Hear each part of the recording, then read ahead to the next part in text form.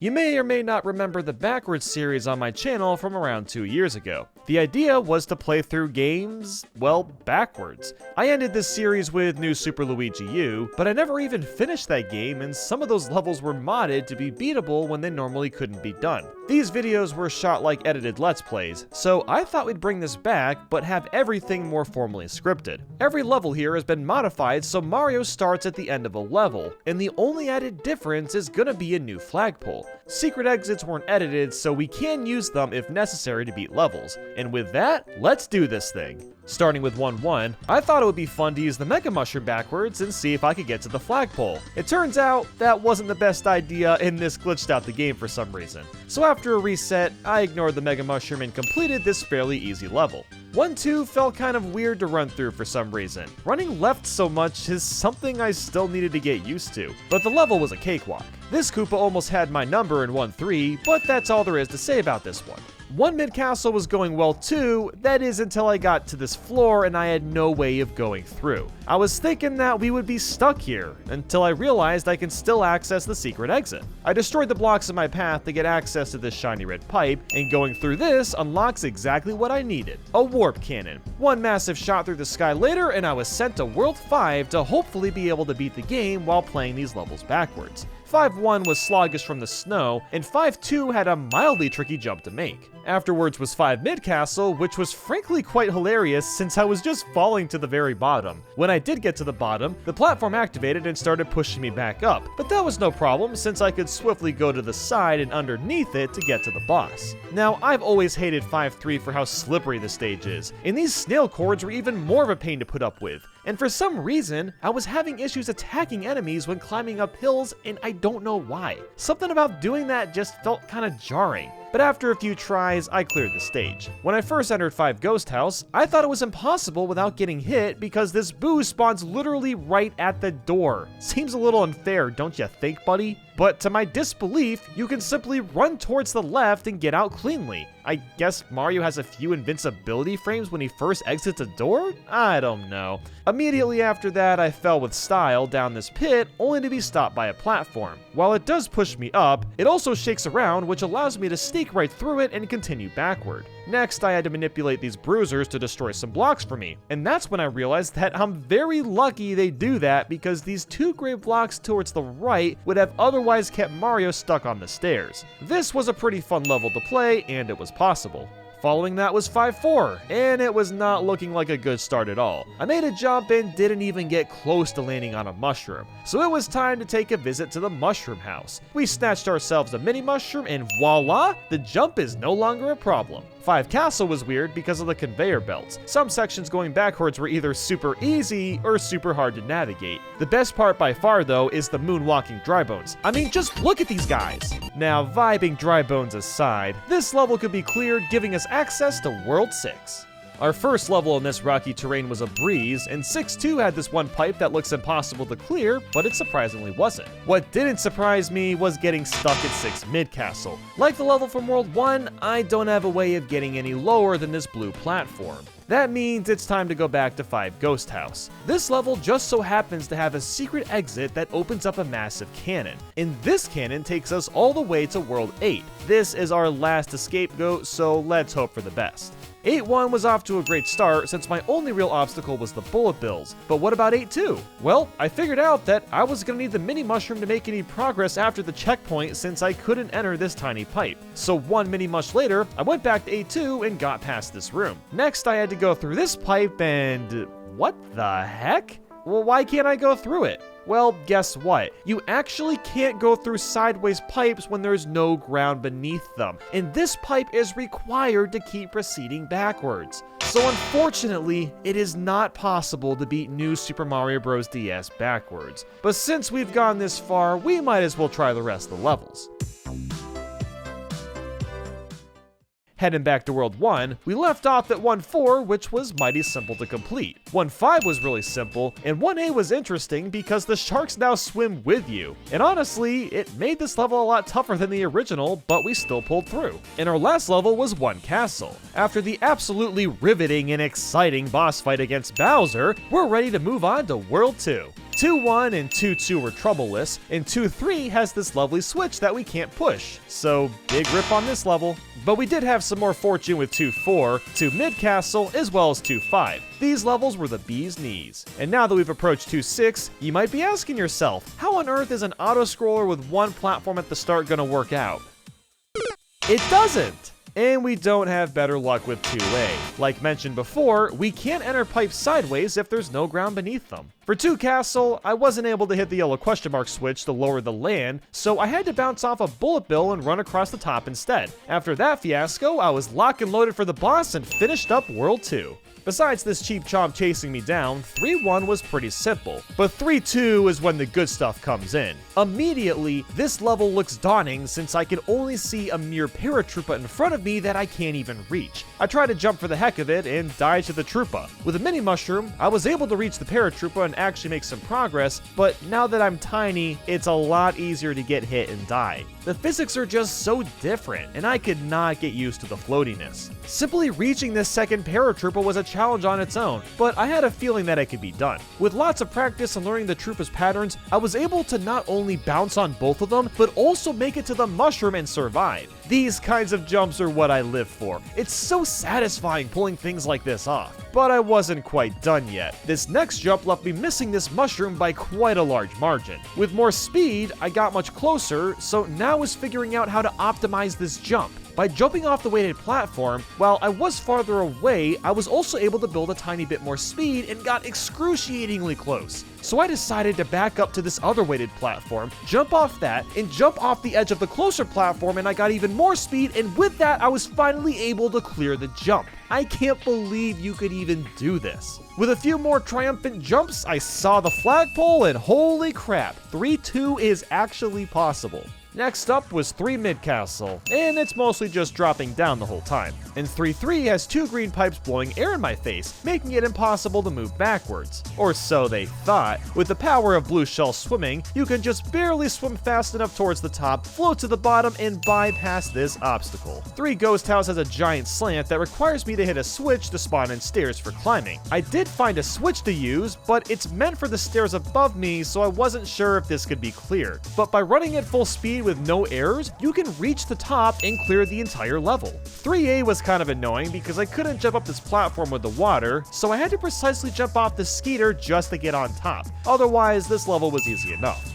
3B and 3C were pretty easy, and 3 Castle was too, but these spikes made it very slow going. And with that, let's move on to World 4. So 4-1 has this giant gap to clear, and we couldn't get up there with normal Mario. But with Mini Mario, we can easily bounce off the Scuttlebug with no scratches or questions asked. A large majority of this level was just bouncing off Scuttlebugs, which is easier said than done considering the floatiness and one-hit death. As useful as Mini Mario is, I really don't like using him. 4-2 had one tricky jump to pull off, but it was otherwise a cakewalk. Now 4-3 is another really interesting level, because normally giant Unagis swim around the level, and they actually still do that, but since we're going backwards, now they just magically spawn into place and they're harder to avoid because of this. The Unagis also stay on screen for quite a while, so now 2 can spawn at the same time, and we're inevitably gonna run into the second Unagi because of the blowing pipes. My only option is to hold onto my blue shell and basically damage boost my way through this guy. That works for a time, but then surprise, another Unugi spawns in.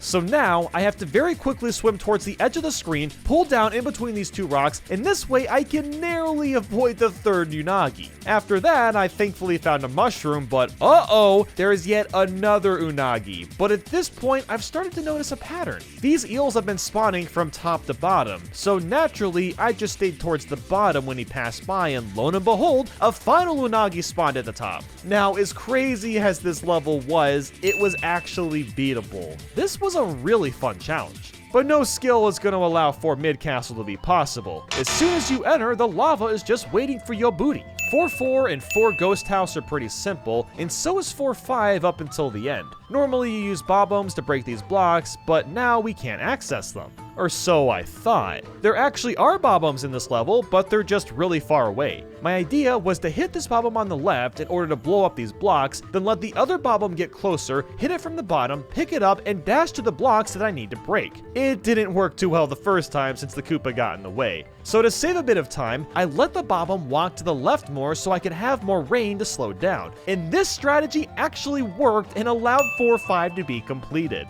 4-6 has a couple paratroopers and poison, so not really a good start. With a mini mushroom, I tried jumping over into the top, but that wasn't working at all. I was able to bounce off the paratrooper and get past the yellow pipe, but that's as far as I could get, leaving 4-6 unbeatable. 4A was challenging because I had to jump off a lot of Koopas in some spots just to make progress. A couple of these jumps took some attempts, but even so, you could complete this level. And 4 Castle is nothing to write home about, and that finishes World 4. There's only a few levels left to try in World 5. 5A required one precise jump here, and another one here to clear the level. 5B was a walk in the park, and then there's 5C. Moving back to World 6, 6-3 is a bit confusing, but it really wasn't that bad. And unfortunately, 6-4 has another pipe that we can't enter even as Mini Mario, so too bad on that one. The second mid-castle was really obnoxious because there's spikes all over the place with no way of seeing them come up. It's beatable without a doubt, just a bit tedious. Then 6-5 was a bit of a rude awakening. A giant green Cheep Cheep was right in front of me, so I tried running away only to be chased down and also hit an invisible block. Man, talk about a trap. So you know what? I came back with a vengeance. Get fried, fish boy. The rest of this level is squeezy easy. There's some tornadoes and stuff, but that's about it. 6-6 is one of the largest levels in the game, so it took a while, but it was pretty simple. I had to make a tight jump at the beginning of 6A, and that's all that's worth mentioning. 6B, on the other hand, was another ice level with a jump I knew was gonna be stupidly hard to make. So I nabbed a blue shell and tried jumping up to no avail. But then I had an even more insane idea. I let this paratrooper bounce all the way up to the end of the ice, and I jumped off of him, and oh my god, that actually worked! The rest of this level was just slippery, but thankfully it was possible.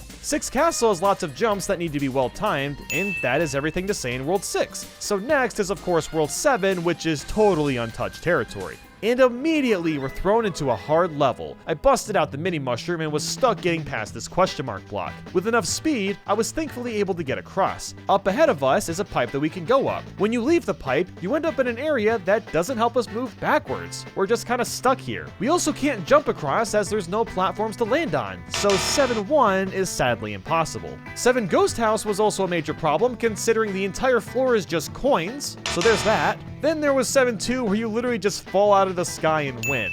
And boy oh boy do I got a story about 7-3. This is the level where you ride around on a Wiggler, but he only shows up at the beginning of the stage, leaving us with just a few paratroopers. So instead of moving on like a normal person, I nabbed a mini mushroom and started crafting some ideas. If there's multiple paratroopers and I can maintain good speed, I might be able to at least play through some of this level. After a few attempts, I managed to get myself to land on the paratrooper, but I lost way too much speed to make any additional progress. This attempt did show me there was a question mark block just up ahead. My next attempt was much faster, but there was no way I could reach this block, but I did see a Goomba and paratrooper. As dumb as this is gonna sound, my next idea was to bounce off this Goomba and make my way up top. I was in a position to where I needed to be in the perfect place to hit this Goomba, and it was stupid hard to try. I eventually figured out that I needed to leave the level at 275 on that timer, do a small bounce off the paratrooper, and that's what it was gonna take to do this. And I mean, I must have tried this level hundreds of times, but I was just so determined to pull off this incredibly dumb idea. And then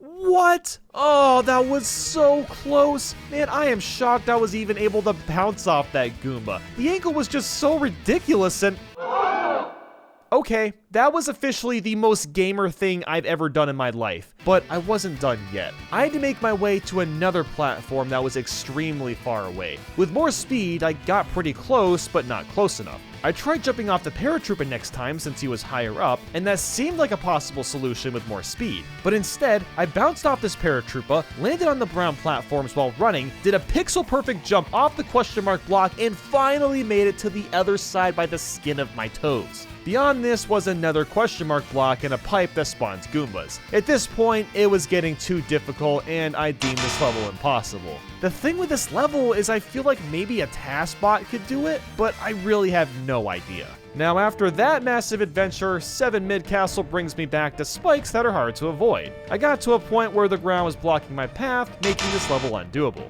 And 7-4 was another one of those pipes that we can't enter, so it's impossible as well. But 7-5 was doable, and so was 7-6, but I needed Mini Mario to get up this big hill. 7-7 required me to make and learn a lot of blind jumps, but it wasn't that bad. 7A went well enough, but 7 Castle is a snake block level, which means there's zero chance of beating this one. But back to World 8. 8 Mid Castle was a breeze to knock out, and 8-3 is another Unagi level. But even by damage boosting through him, there's no way to make any more progress, so 8-3 can't be done. 8-4 was pretty simple, but 8 Castle definitely wasn't. There's a platform I had no way of reaching as normal Mario, so with Mini Mario and building up some speed from farther back, you can just barely get enough height to get across and continue going backward. The rest of this level was just more well-placed jumps, and that's about it. 8-5 sadly has another pipe we can't enter, 8-6 we're trapped in this last room, and 8-7 has a giant gap with no way of us clearing it. Man, World 8 has not treated us very well.